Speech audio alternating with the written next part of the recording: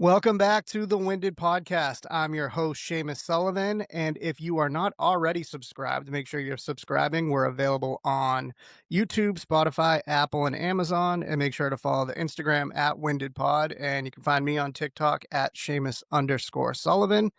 But that's enough about me. Today on the show, we have Danny Ervin, an NIL agent with Red Envelope Sports. Very excited to get into the topic of NIL. It's a very polarizing topic. Some people think it's great. Some people think it's ruining college sports. So who better than somebody who's right in the thick of it to kind of guide us through and teach us the world of NIL. Danny, how you doing today? I'm doing great. Thank you for having me on, Seamus. Of course. No, it's a very interesting topic, like I said, and it's something that everybody knows NIL. They hear it when it's talked about with college sports, and it's really kind of lumped into the big college sports, but it goes runs deep. It's all the way through at all the different levels. And I think, NIL is just such a phrase that's thrown around. People probably don't even realize what it means. Why don't you tell me how you kind of got into the world and really what NIL means to college athletics? Yeah, for sure. So it's been a little bit of an unconventional path to get to where I am today. But I was in college at University of Michigan at the time when NIL became legal. That was the summer going into my sophomore year, I believe. And I was good friends with a couple of guys on the football team, and I just remember the moment when this news came out and we're all just kind of sitting there, and my buddies were like, what do we do with this? Like, yeah, this is legal, but how do we really utilize this? um, so kind of started off by getting involved with one of the first agencies that was focused just for University of Michigan athletes, called Playbooked. And I was kind of running around campus trying to find brands in Ann Arbor that would be interested in working with University of Michigan athletes, and kind of finding some of the athletes who wanted to do these types of deals. So that was really the first step into it. And then from there, landed an internship at an agency out in at the time they were in Los Angeles, working for a guy named Justin Giangrande, who had a lot of the first big 5-star high school quarterbacks and receivers and skill guys out in Los Angeles area. So learning a lot about the high school side of things, while also we had some collegiate football talent that we were focused on, the brand partnership side for them. So really just kind of Swiss Army knife internship there, seeing it from the agency side. From there, a good family friend of mine brought me in. He started the collective over at Michigan State a couple years ago, and he brought me and another individual in to kind of help him build it out. And obviously from the fundraising perspective, but also we wanted to build that brand into something that the student athletes at Michigan State took great pride in. So we wanted to have a merchandise component where the student athletes would have input and basically, kind of be the models and everything behind a pretty sweet streetwear brand that was kind of the Michigan State streetwear brand. So that was certainly an interesting experience, and that was back at the time where there were only collectives. There was no rev share. That was kind of the front office, and the Swiss Army knife for all things NIL at the school. So learned a lot about that. Went and worked for University of Michigan's football program from there, and football information. So got to see a little bit of the team side. Coach Harbaugh the championship season. Um, After graduation, went out to an agency in or the same agency I interned at. Worked there for about a year, managed a bunch of the talent, all around the country, football, and then had a basketball, had a track. It was a very diverse bunch of athletes that I worked with, and joined Red Envelope a little under a year ago, and that's how I got to where I am. So That's great. And it's gotta be kind of cool to have had that experience of being in college, knowing athletes when that hit, and then to kind of fast forward to where we are now and see how far it's come. What would you say the biggest misconception of NIL is? Because, like I said, there's people that don't like it, and think it's probably more that they don't understand it than they don't like it. Right, and my favorite thing is when I'm in a conversation with somebody and, usually it's people who are a little bit older, and, I tell them what I do, and they say, "Well, I hate, NIL, and I hate what's done for college sports, and whether you love it or you hate it, it's here," right? So you can gripe about it all you want, but, um, at some point, you're gonna have to accept it because it's not going away.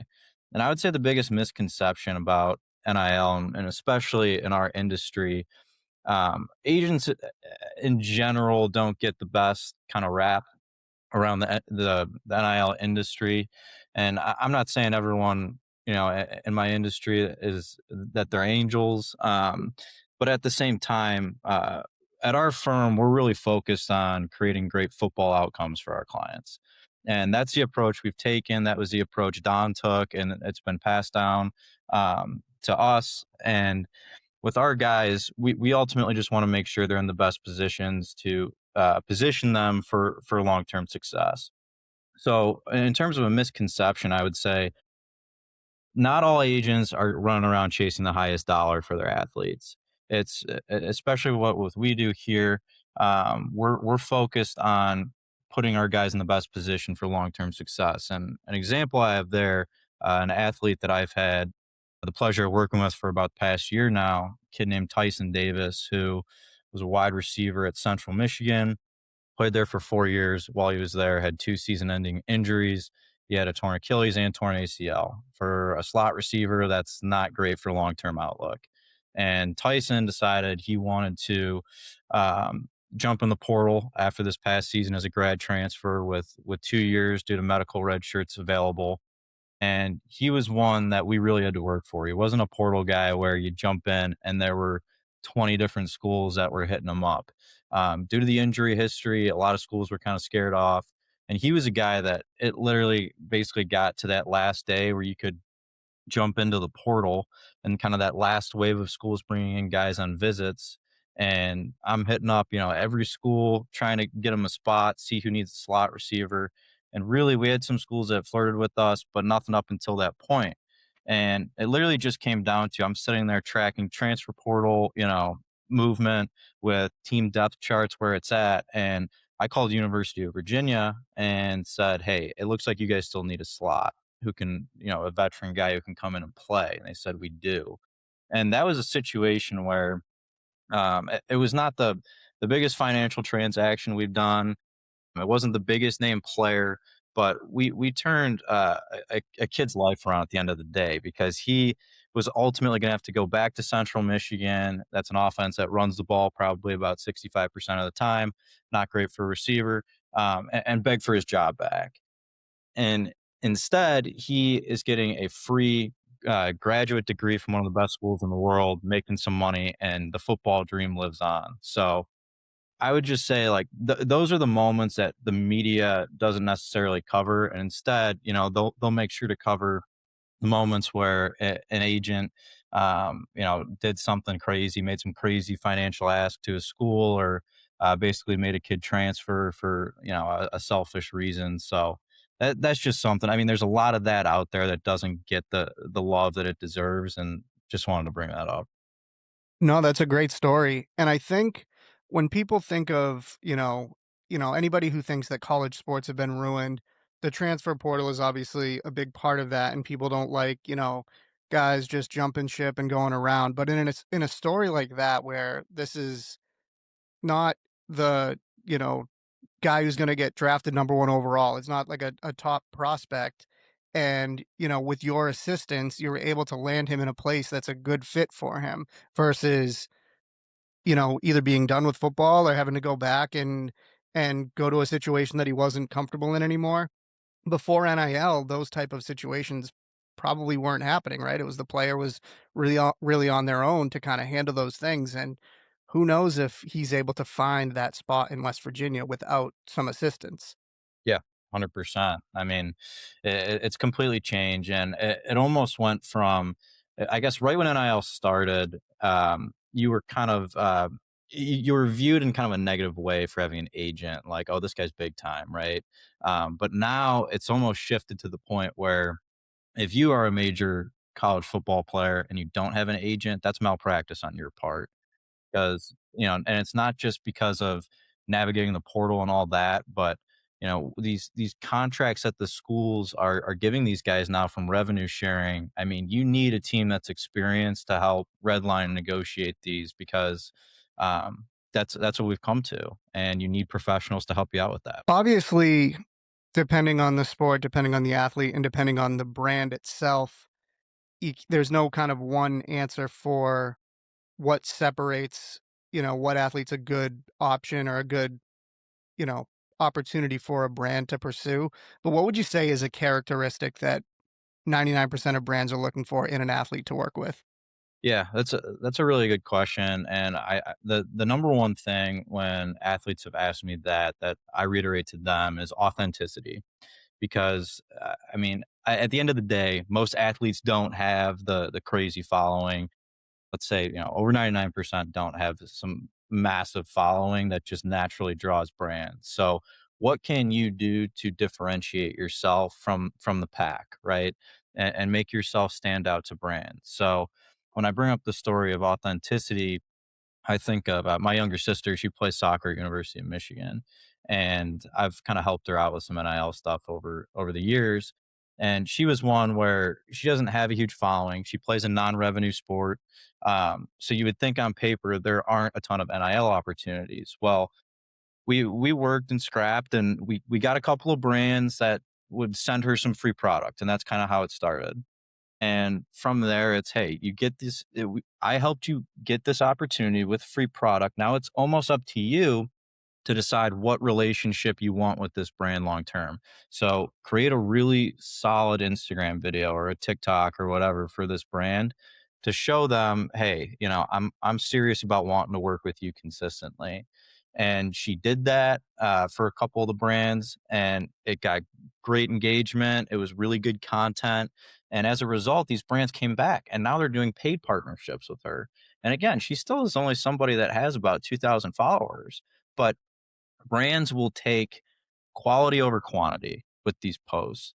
If you're going to be authentic with the way that you post, you incorporate brand products into your content, that matters more than just checking the box with a bunch of posts. So that's something that I tell all my athletes about.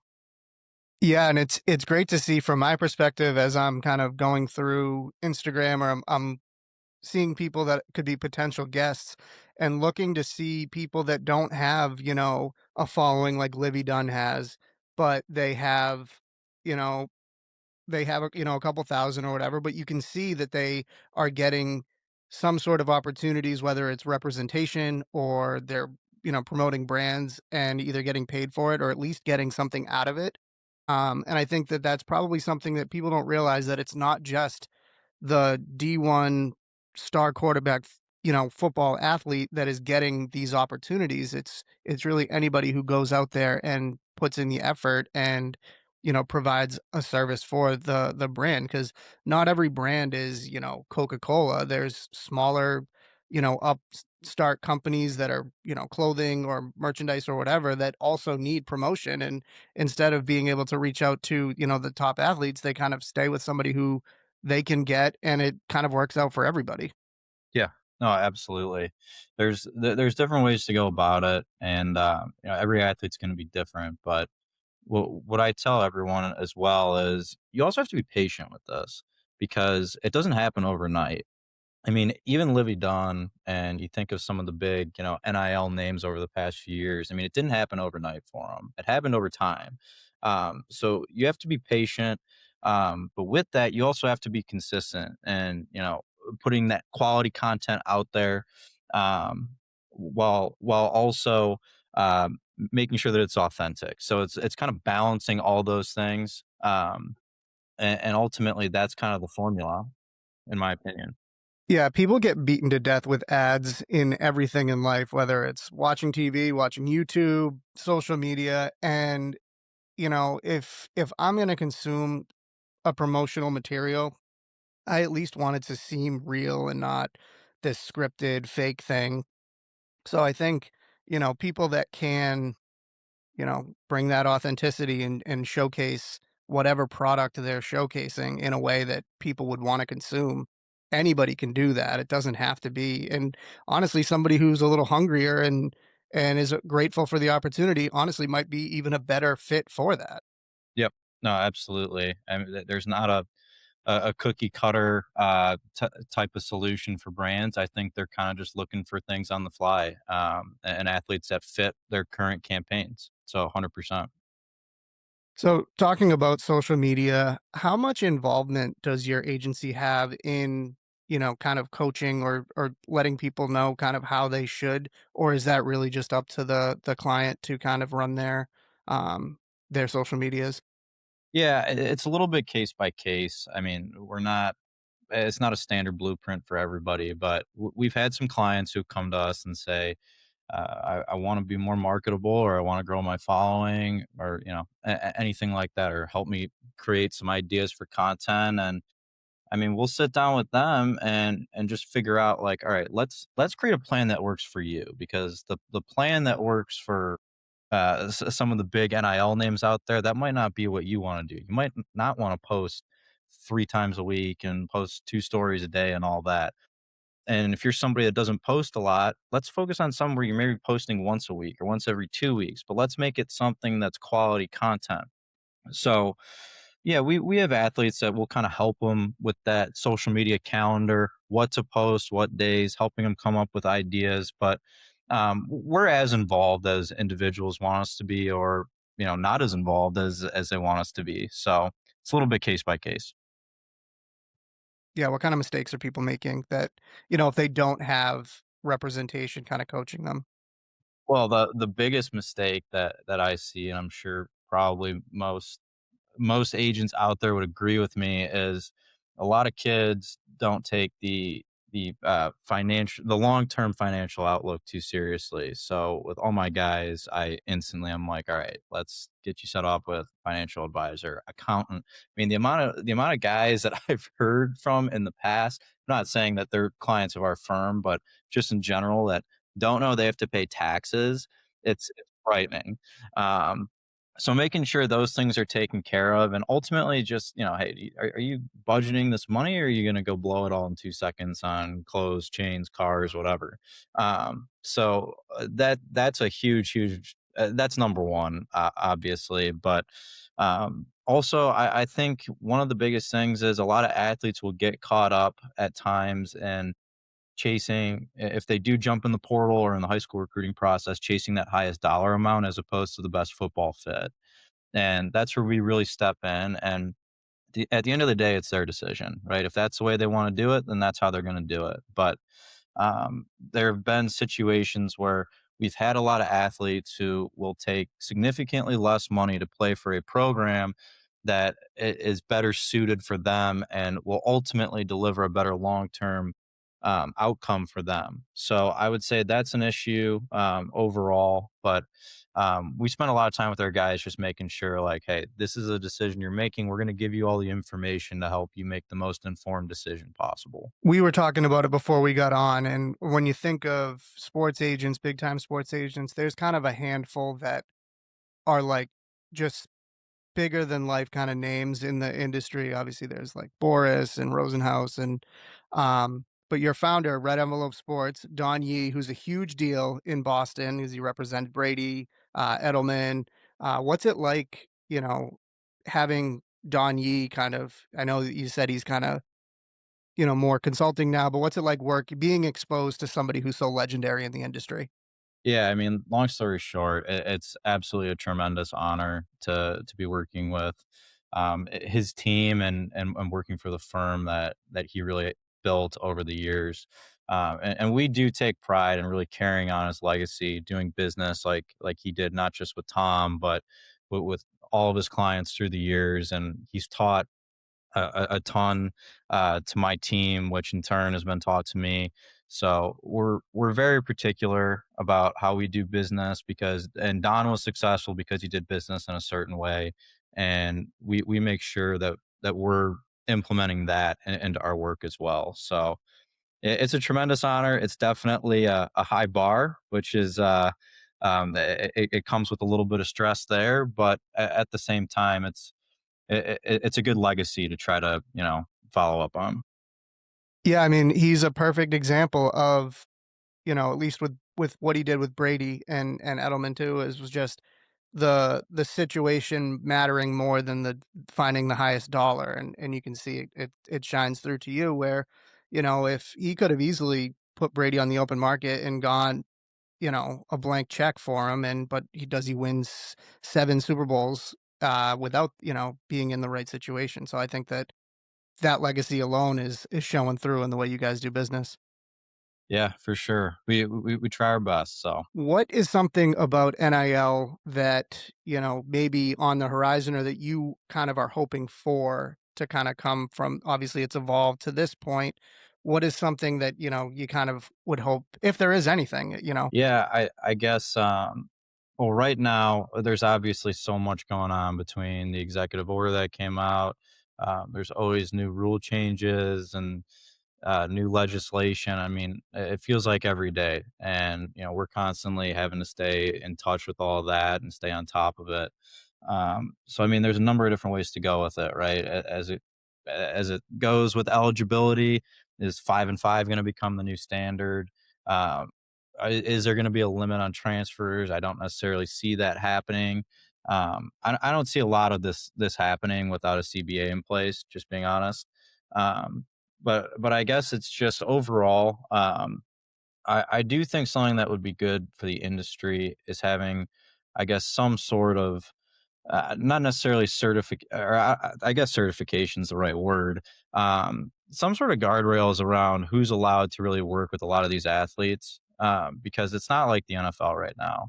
There's no NFLPA certification, so really, there's a much wider demographic that can be agents, and I mean, I see it all over, and there's a lot of people that are representing these student athletes that don't have their best interests in mind, and I just think that's something that we as an industry, we need to kind of weed that out, because that's what's hurting our student athletes. So I would say that's probably the top thing I would be focused on. I mean, there's a million other things I know are being discussed with, rev share, and how is that number going to increase every year? What's the collective's future look like? But again, it's going to continue to be chaos for a little while now.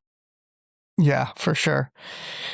The the job of being a sports agent is, I would say, relatively niche, or it's not discussed kind of in the same way that other jobs in sports are. What would be your advice to somebody who wants to kind of get into that field?